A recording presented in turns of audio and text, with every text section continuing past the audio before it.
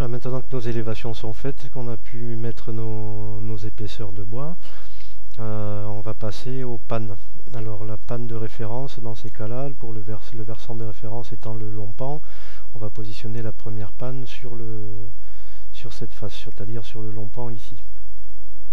Alors je rappelle, au cas où vous n'en souviendriez plus, pour répartir l'emplacement d'une panne sur un versant, on se fie au-dessous de chevron d'emprunt, puisqu'en fait on veut positionner la panne au milieu de la portée.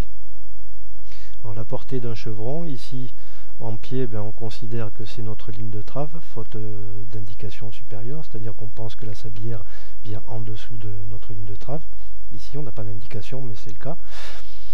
Et en tête, c'est ce point-là. Attention, ce n'est pas l'axe, c'est le point de la portée. C'est-à-dire la zone sur les deux derniers appuis du chevron que la panne doit supporter. Donc c'est bien la face du faîtage ici.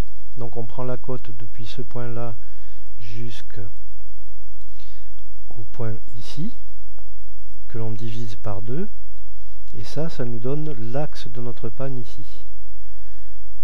Et maintenant, une fois qu'on a tracé cet axe-là, on reporte la moitié de l'épaisseur de la panne. Si c'est une panne de 8, comme c'est le cas ici, vous mettez 4 cm de chaque côté.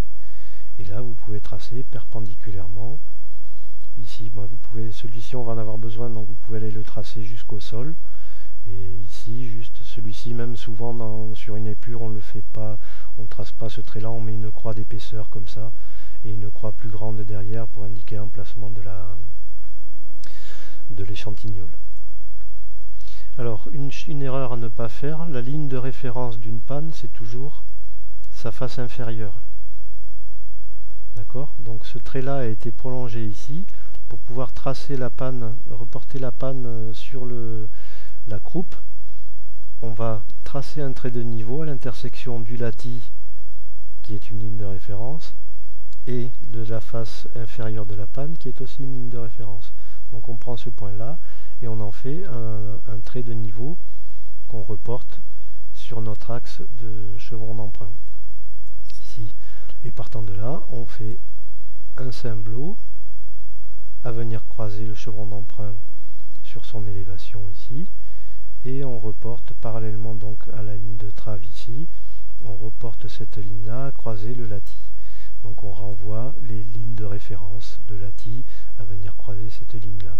Et ça nous donne la ligne de référence de la panne. Ne cherchez pas à faire une division ici aussi.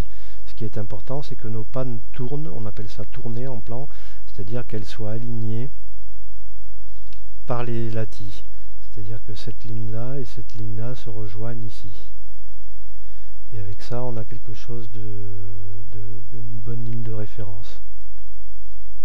Et on le reportera sur notre élévation d'arrêtier tout à l'heure. Voilà, à tout à l'heure.